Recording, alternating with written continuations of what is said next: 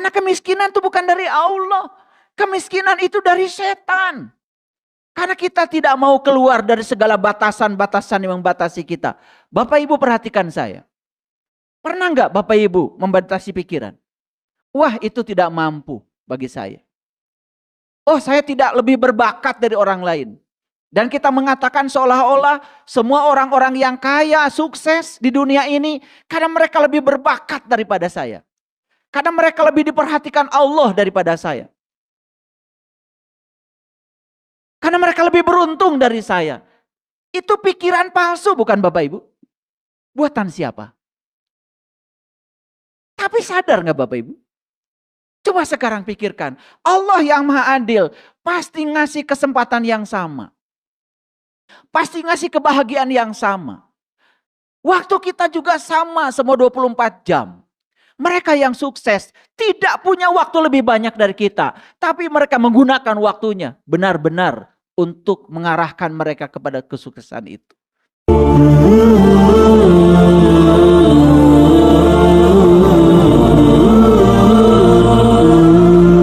Jadi Quran surat Al-Baqarah ini mengatakan bahwa asyaiton ya'idukumul faqra. Fakir. Setan itu menjanjikan kamu dengan kemiskinan. Mau kerja?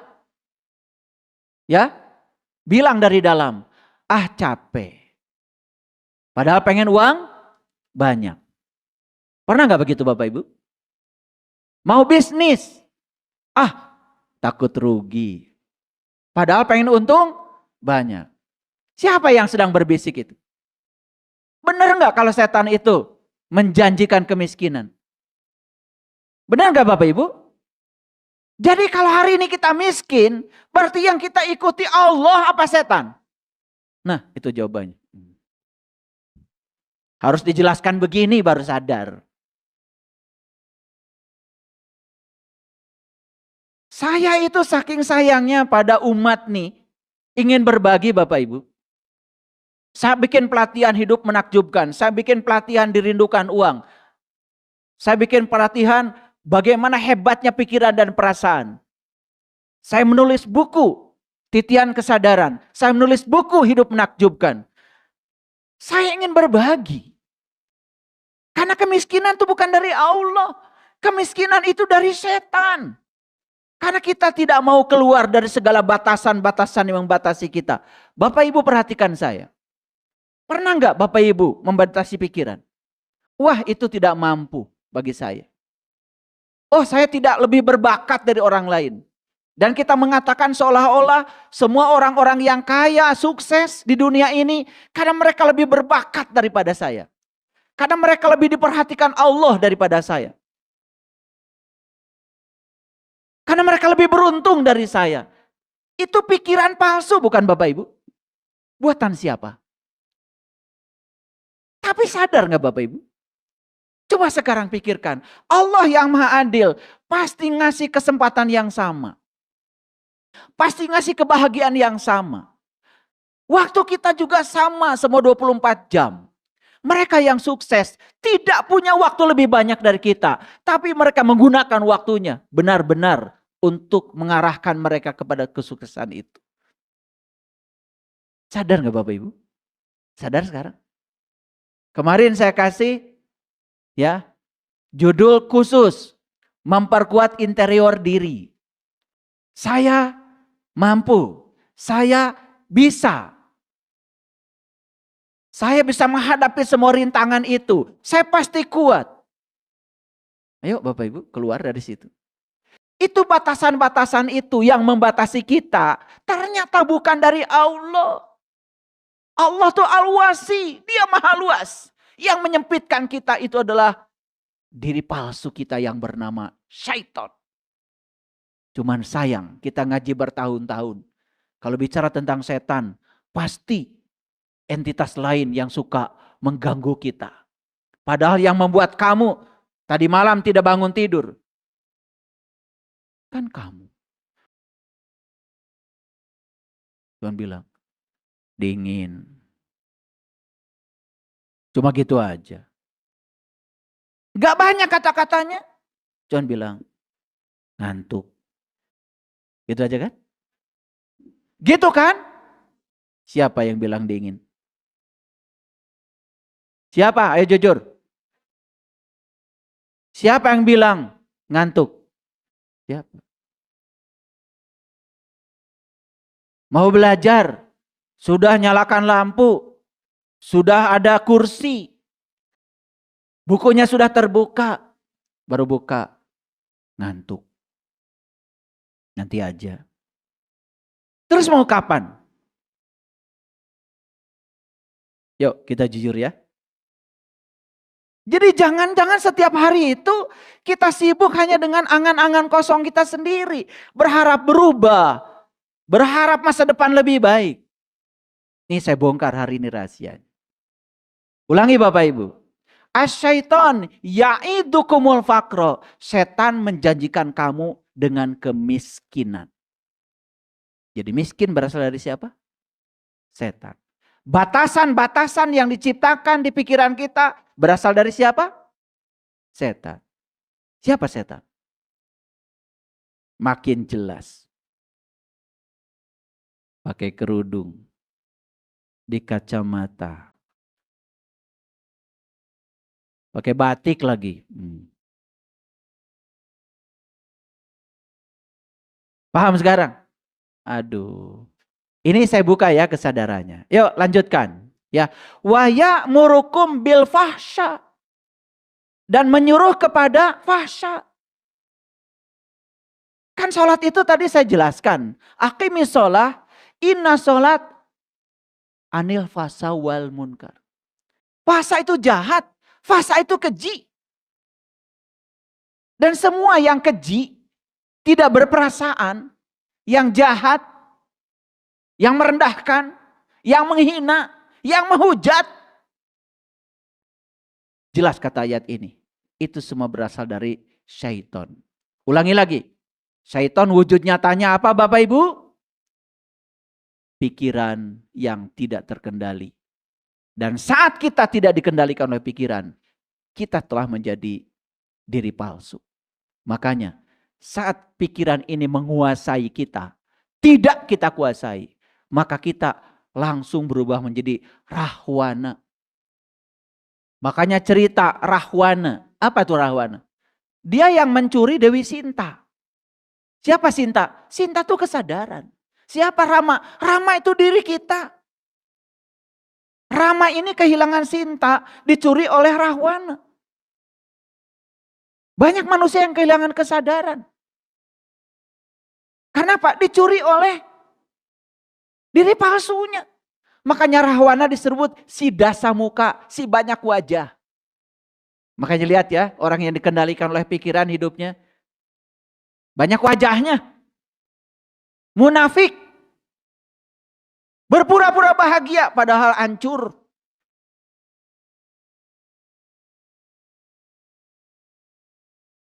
Hanya ingin validasi dari orang lain. Dia menipu dirinya sendiri.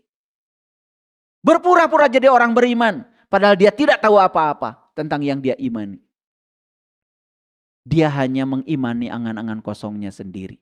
Yang diciptakan oleh pikiran palsunya. Tidak realistis. Kan iman itu harus realistis Bapak Ibu. Iman itu meyakini yang belum terlihat. Sampai kita bisa melihat yang kita yakini. Sampai sini mengerti? Jadi siapa yang menjanjikan kemiskinan? Siapa yang menyuruh kamu berbuat kejahatan? Ya siapa? Setan. Siapa? Nah itu yang benar. Kalau nggak ditanya begitu kita nggak ngerti-ngerti. Selalu pihak lain. Seolah-olah kemiskinan dari pihak lain. Seolah-olah kejahatan dari pihak lain. Karena orang yang berbuat jahat, aduh. Saya tadi tergoda oleh setan. Kan sebenarnya bukan tergoda oleh setan. Kesadarannya hilang. Si Rama ini kehilangan Sinta. Dirayu oleh penguasa negeri Alengka yang bernama si Dasamuka Rahwana. Makanya yang bisa mengembalikan Dewi Sinta ke Rama cuma satu. Hanoman. Maka dibuatkan jembatan oleh Hanoman untuk menjemput cinta. Dalam tradisi Islam, jembatan itulah yang disebut dengan Shiratal Mustaqim, jalan yang lurus. Dan Hanoman itu simbolisasi dari orang yang bisa membebaskan kita dari diri palsu itu. Sehingga kita menemukan kesadaran, menemukan diri sejati kita. Itu yang disebut dengan para guru-guru suci. Orang yang berkesadaran. Kalian pergi ke Bali, nonton tari kecak, cerita Ramayana, pulang dari sana ditanya, nonton apa di sana? Tari kecak. Apa ceritanya?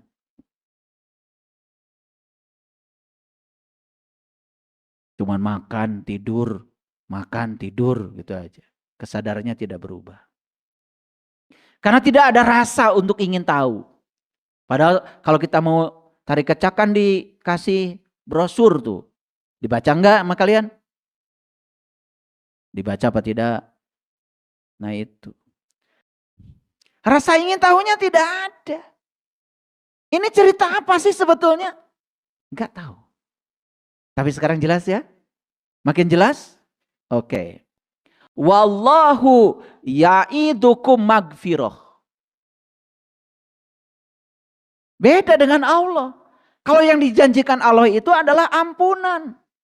Yang kedua, yang dijanjikan oleh Allah itu adalah fadlan. Wa fadlan. Fadlan itu adalah karunia. Fadlan itu adalah keutamaan. Fadlan itu kekuatan positif. Yang dijanjikan oleh Allah itu adalah pertama adalah ampunan. Nih saya kasih tahu. Kenapa orang-orang yang bergerak di spiritual sering bilang, kalau kamu melakukan kesalahan cukup menjadi pelajaran, tetapi jangan terlalu dalam kamu merasa bersalah.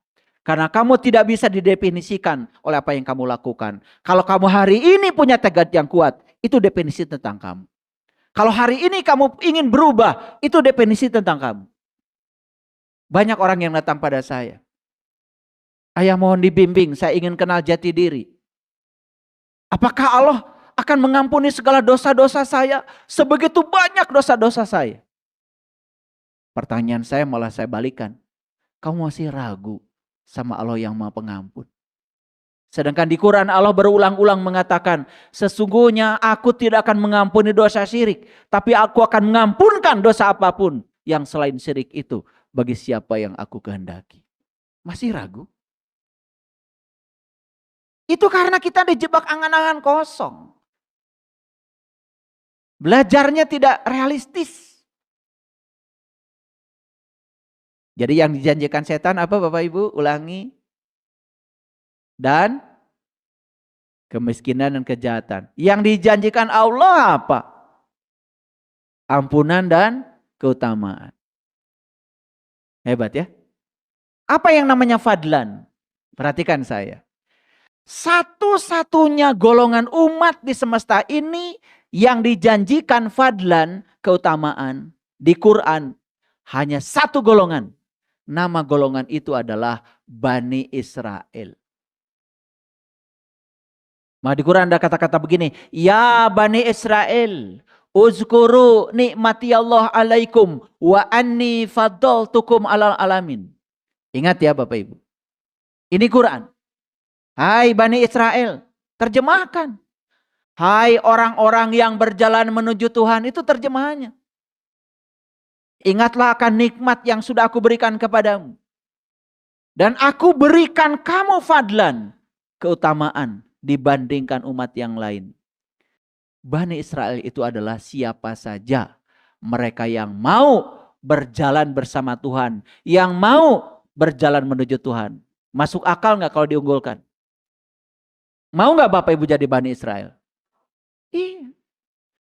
Tetapi kita kan begitu dengar kata Israel, pikiran kita jadi kemana-mana. Padahal yang dimaksud oleh kebanyakan orang tentang Israel dengan yang di Quran itu berbeda. Cuman kita tidak mau menyimaknya. Cuma ngikutin pikiran orang. Angan-angan kosong lagi. Ulangi Bapak Ibu. Yang dijanjikan setan apa? Dan yang dijanjikan Allah apa? Dan kata siapa? Awas, bukan kata saya. Kata Quran, surat apa? Ayat berapa? Nah, gitu. Jangan, ada di Quran, ada di Quran. Disuruh menyebutkan, gak ngerti. Itu hatam namanya. Kalau bisa menunjukkan ayatnya, apalagi bisa membacakan suratnya, apalagi bisa menjelaskan artinya, tuh. Dan yang lebih hebat lagi, terapkan Bapak Ibu di sini. Sekarang kita punya keinginan, oh ternyata kemiskinan itu berasal dari setan. Kejahatan berasal dari, berarti yang sebaliknya berasal dari Allah. Jadi kalau kita benar-benar mengimani Allah, Al-Ghani yang maha kaya, kan harusnya tidak miskin. Al-Wasi yang maha luas, harusnya kan tidak sempit. Betul apa tidak? Sekarang ada koreksi gak sama Bapak Ibu? Jangan-jangan Allah yang saya imani hanya angan-angan kosong, ciptaan dari pikiran saya sendiri, bukan Allah yang maha benar. Yuk silahkan koreksi. Sampai sini clear? Oke. Agak tegas ya. Hari ini saya ngaji agak tegas. Ada hadis Nabi. Barangkali ini sudah tidak asing lagi. As-sholatu imaduddin. Man aqomaha faqad aqomadin. Waman hadamaha faqad hadamadin. Sering Bapak Ibu dengar ayat ini, hadis ini? Oke. Ngerti artinya? Oke, saya bacakan artinya. Salat adalah tiang agama. Barang siapa yang mendirikannya, maka sungguh ia telah menegakkan agamanya. Dan barang siapa yang tidak mendirikannya, maka sungguh ia telah merobohkan agamanya. Jadi, salat apa Ibu? Tiang agama. Siapa yang mendirikannya, berarti dia menegakkan agamanya. Siapa yang tidak mendirikannya, berarti dia merobohkan agamanya. Ingat ya, yang dibacakan di hadis ini bukan melaksanakan sholat, tapi mendirikan sholat. Udah saya sampaikan di kajian saya sebelumnya. Ya, melaksanakan dengan mendirikan berbeda. Mendirikan berarti harus berdiri dulu. Harus bangkit dulu kesadarannya. Karena sholat itu intisarinya mengingat Allah. Ya. Jadi kalau belum bisa mengingat Allah, berarti belum mendirikan sholat. Itu aja. Yuk tanya sekarang pada diri kita masing-masing. Apakah saya sudah menegakkan agama dengan cara mendirikan sholat? Apakah saya sudah masuk pada intisari sholat atau tidak? Dan sholat itu jelas kata Quran. Aqimis sholat li zikri. Sholat itu mengingat Tuhan.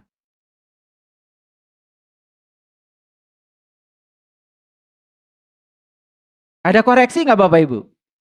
Ada koreksi nggak pada diri kita saat ini? Jangan-jangan saya baru melaksanakan.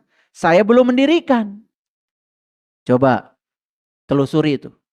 Nabi Musa di surat Toha diperintahkan sholat. Dari ayat 9 sampai ayat yang ke-14. Silakan catat nama ayat.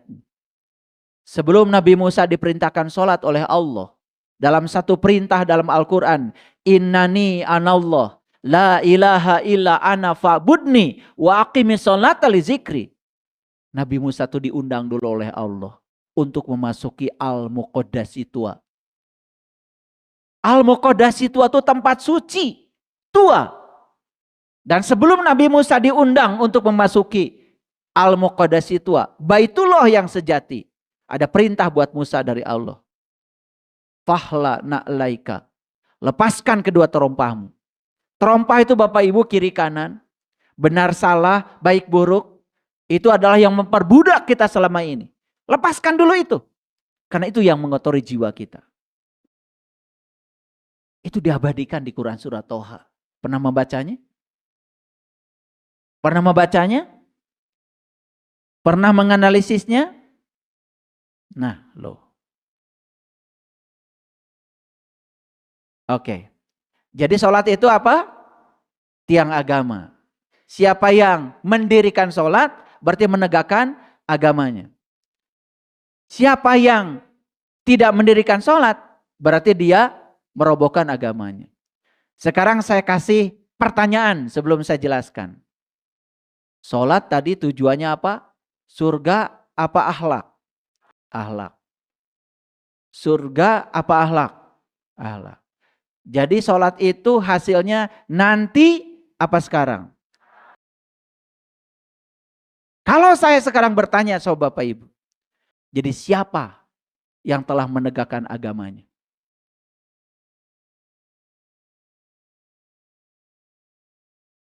Singkat jawabannya. Siapa? Saya.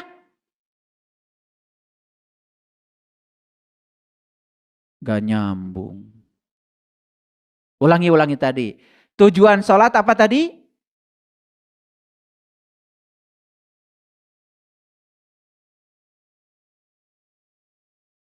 Aqimis sholat, inna sholat tanha anil fasawal munkar. Dirikanlah sholat, karena sholat itu punya kemampuan bisa mencegah seseorang yang mendirikannya dari perbuatan keji dan munkar. Clear sampai situ? Itu tujuan apa? Sholat. Nah kalau dirangkum tujuan sholat itu berarti akhlak. Clear? Supaya manusia tidak melakukan perbuatan keji dan munkar. Clear sampai situ? Oke. Sholat itu tiang agama. Siapa yang mendirikannya, maka dia menegakkan agamanya. Dan siapa yang tidak mendirikannya, dia merobohkan agamanya. Jadi siapa yang menegakkan agama itu? Siapa?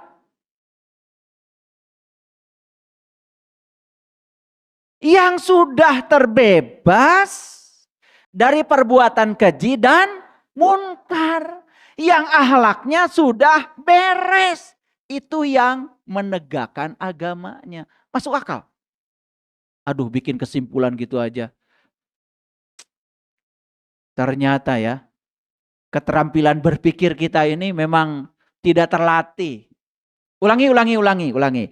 Sholat tujuannya mencegah perbuatan keji dan munkar. Kata siapa? Kata Al-Quran. Jadi tujuan sholat itu akhlak. Akhlak yang mana? Akhlak yang mulia. Clear sampai situ? Kata hadis, siapa yang mendirikan sholat berarti menegakkan agamanya. Siapa yang tidak mendirikannya merobohkan agamanya. Jadi kalau ada orang, mohon maaf, katanya sudah sholat. Tetapi dia masih melakukan perbuatan keji dan munkar. Dia menegakkan agamanya atau merobohkan agamanya. Nah, mulai pintar sekarang. Masuk logikanya. Ini karena jarang dipakai, ini pikiran memang betul ya. Mikir duit terus. Udah gitu duitnya nggak datang-datang lagi. Jadi masuk akal Bapak Ibu. Nah, kalimat sederhananya adalah ciri orang yang sudah mendirikan sholat itu akhlaknya bagus. Dan orang yang akhlaknya bagus, dia sudah menegakkan agama. Berarti kalau ada orang, mohon maaf ini oknum barangkali, betul nggak?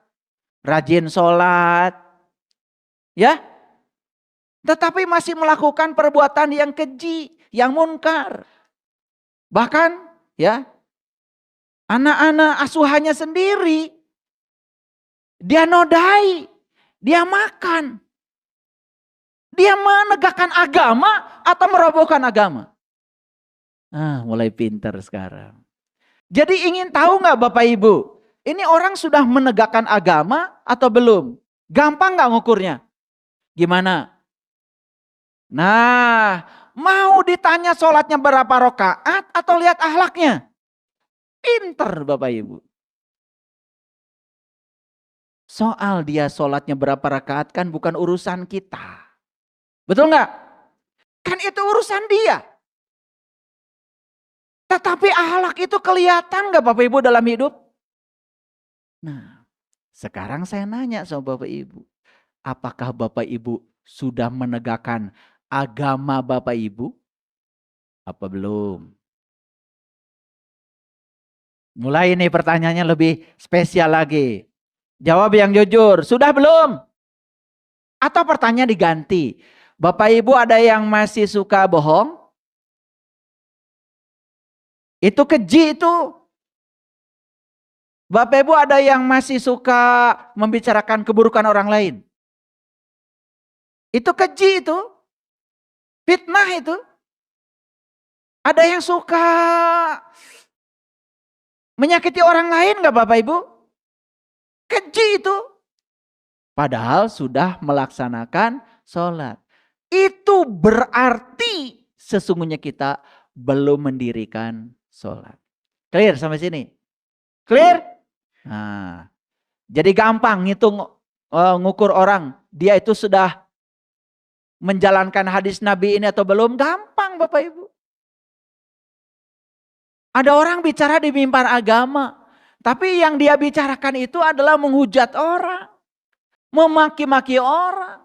Menebarkan kebencian.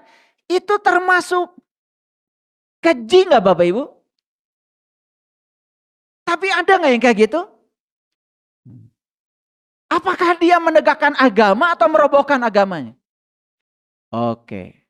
Sekarang saya mau bertanya lebih dalam lagi.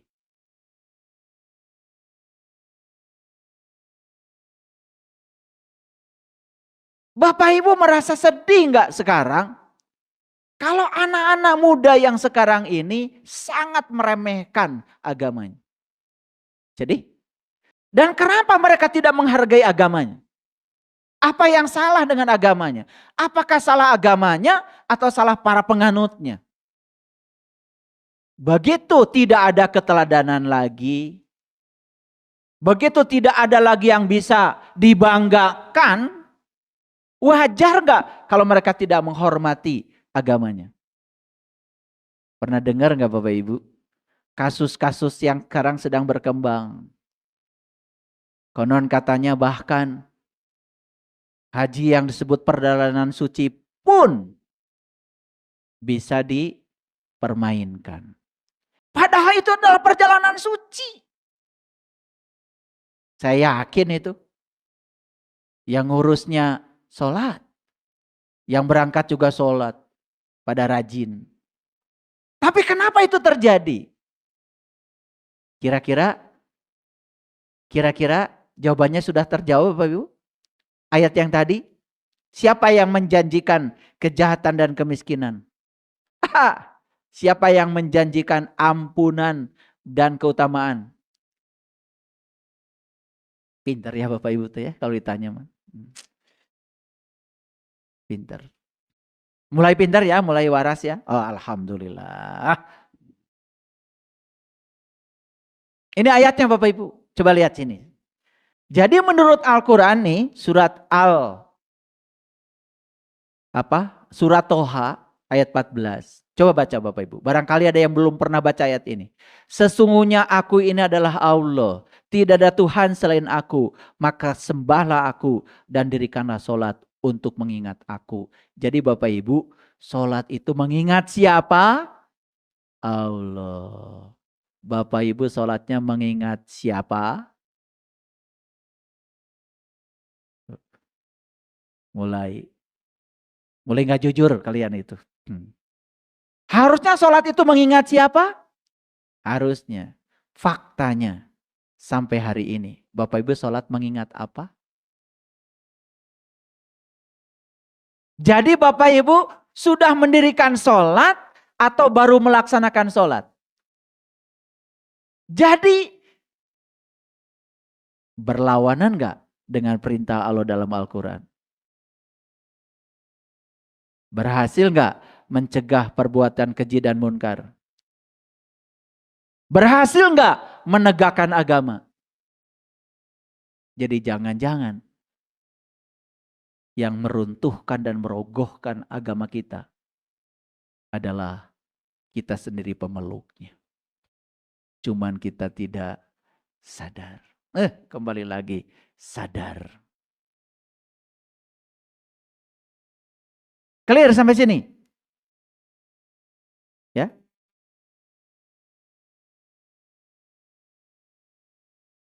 Jadi bahaya nggak angan-angan kosong? Bahaya. Sekarang saya mau nanya Bapak Ibu. Lihat saya semua. Atau baca dulu deh, ini surat Al-Ma'arij. Ya, surat Al-Ma'arij ayat 19 sampai 23. Catat ya, 19 sampai 23. Yuk kita baca sama-sama ya, dalam hati aja nggak usah keras-keras. Sesungguhnya manusia itu diciptakan bersifat keluh kesah, lagi kikir.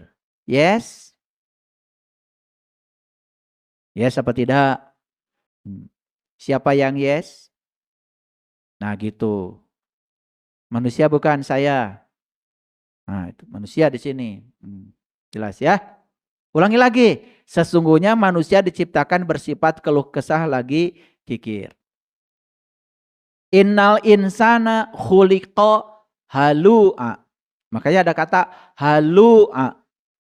Halu, nah, halusinasi.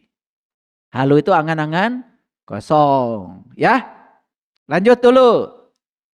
Iza masahusaru jazua. Apabila ia ditimpa kesusahan, ia berkeluh kesah. Yes? Siapa yang yes?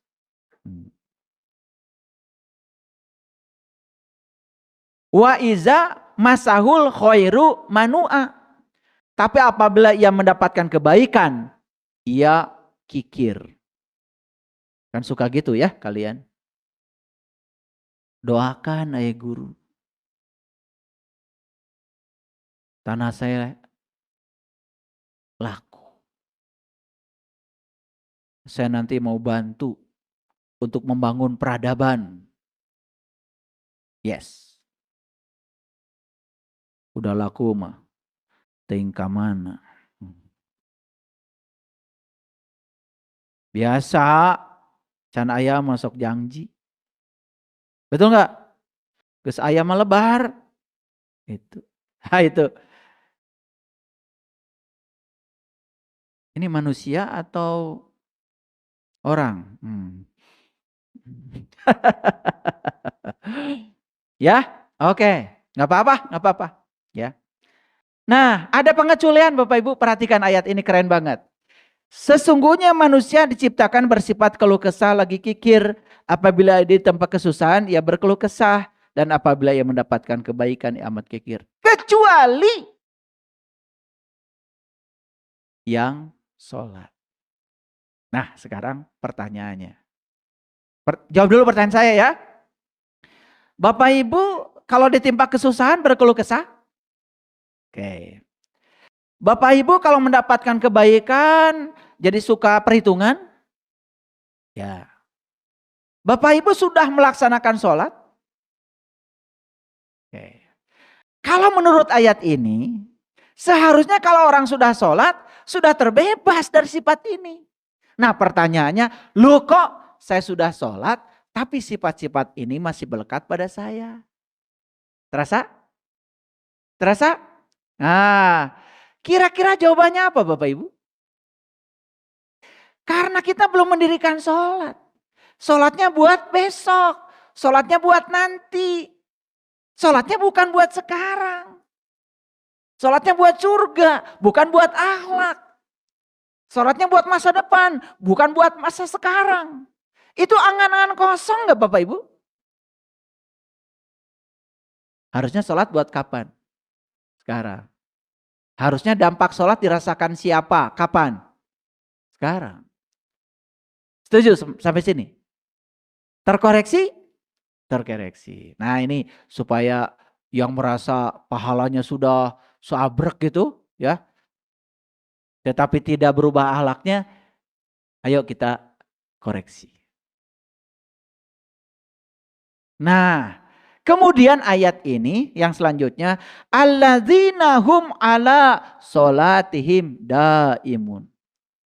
Yaitu mereka yang sholatnya terus menerus. Lihat saya semua Bapak Ibu.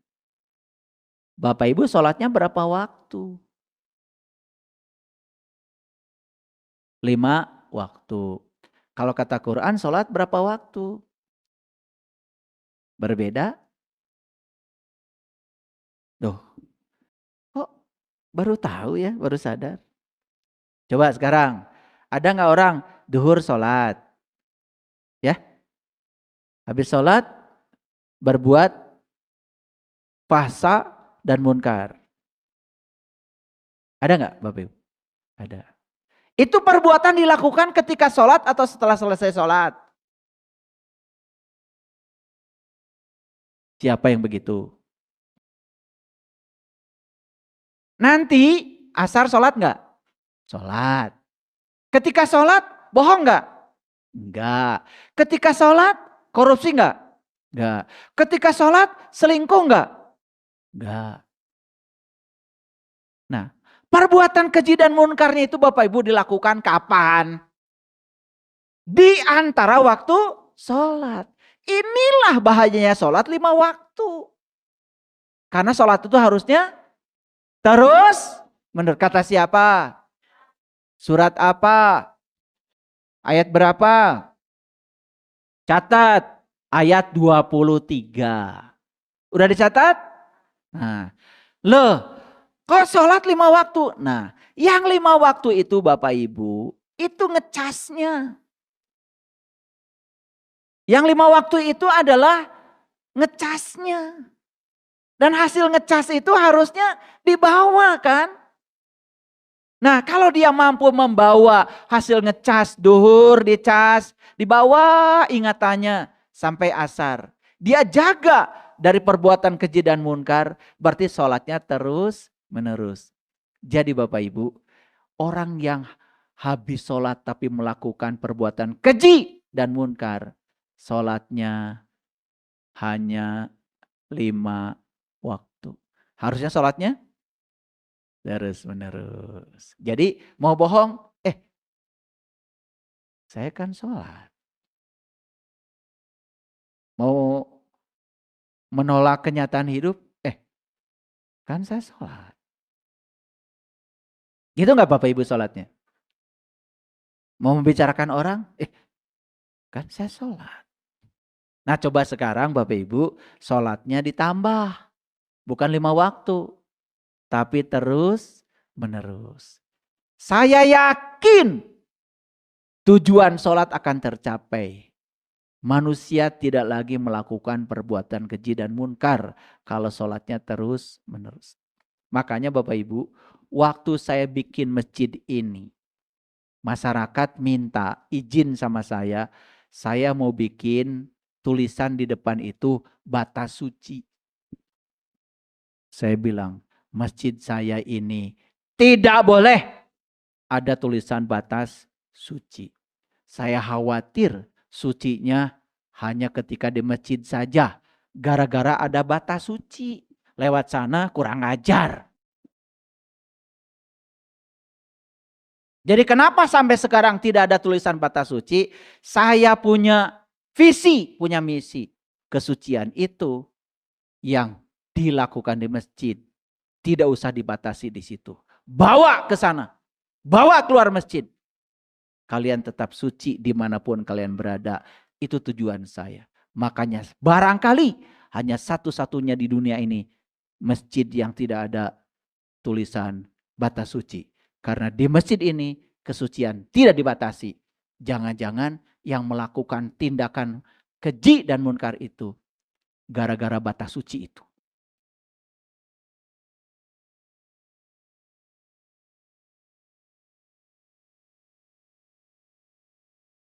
Kahartas Bapak Ibu?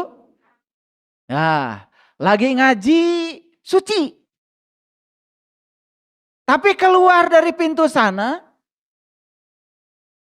gara-gara ada batas suci, mulai itu. Ngeluh, ya, protes, marah-marah, betul nggak? Jarang Bapak Ibu di masjid orang korupsi. Jarang di masjid Bapak Ibu orang berbohong, apalagi lagi sholat. Kan dia bohongnya tuh setelah sholat. Gara-gara apa itu? Satu, gara-gara sholatnya 5 waktu. Yang kedua, gara-gara batas suci.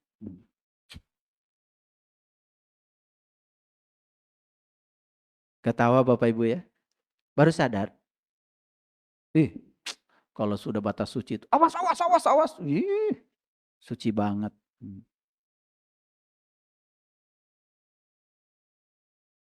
Oke. Sampai sini ngerti Bapak Ibu? Nah, jadi kira-kira apa kaitannya dengan judul kita? Tertipu angan-angan kosong. Sudah masuk? Nah, ini baru contoh Bapak Ibu, sholat. Belum lagi haji. Belum lagi saum. Belum lagi yang lain. Kalau saya bahas nggak cukup waktu. Jangan-jangan yang kita lakukan selama ini keluar dari tujuannya. Karena apa? Kita tertipu oleh angan-angan kosong. Yang dikejar oleh kita jangan-jangan cuma surga dan pahala. Sampai lupa dampaknya apa buat kehidupan kita saat ini. Itu maksud saya. Jadi Nabi Muhammad diutus untuk apa tadi? Menyempurnakan akhlak. Untuk menyempurnakan akhlak Nabi Muhammad ya ditugaskan mengajarkan apa Bapak Ibu? Syahadat. Ditugaskan mengajarkan apa? Salat. Terus zakat. Terus saum. Terus haji. Paham ya? Nah sekarang jawab pertanyaan saya. Berarti itu rukun Islam yang 5 itu tujuan atau alat? Belum bisa menjawab? Tujuan apa alat? Alat. Tujuannya apa? Tujuannya akhlak. Kan Nabi Muhammad bilang, aku diutus ke dunia untuk menyempurnakan akhlak. Instrumennya, alatnya sudah disediakan. Nah, kenapa kok alat-alat ini sudah dipakai, tetapi tujuan belum tercapai? Bisa dijawab? Cara menggunakan alatnya kurang tepat. Berarti harus apa Bapak Ibu? Harus belajar lagi kan? Itu. Mau belajar lagi? Aduh, sudah 60 tahun. 70 tahun. Betul enggak? Iya.